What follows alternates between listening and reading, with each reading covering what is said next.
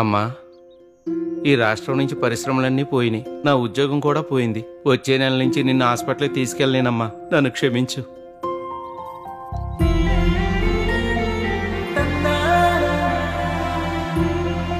తల్లి, వచ్చే నెల నుంచి నీ ట్యూషన్ ఫీజు నేను కట్టలేనమ్మా, ఇంట్లోనే ఉండి చదువుకో.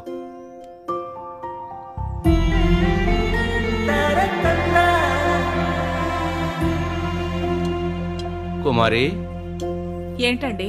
అది ఈ నెల నుంచి ఇంటి ఖర్చులకి ఎప్పుడు ఇస్తున్నంత ఇవ్వలేను కుమారి. నువ్వే కొంచెం సర్దుబాటు చేసుకుని ఇంటిని నడిపించాలి. మరేం పర్లేదండి, నేను చూసుకుంటాగా.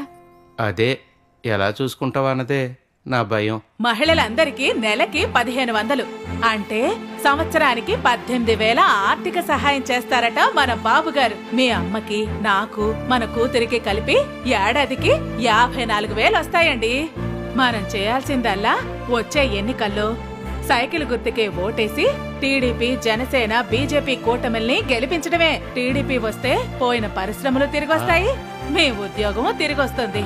మనం బాబుని మళ్ళీ రప్పిద్దాం.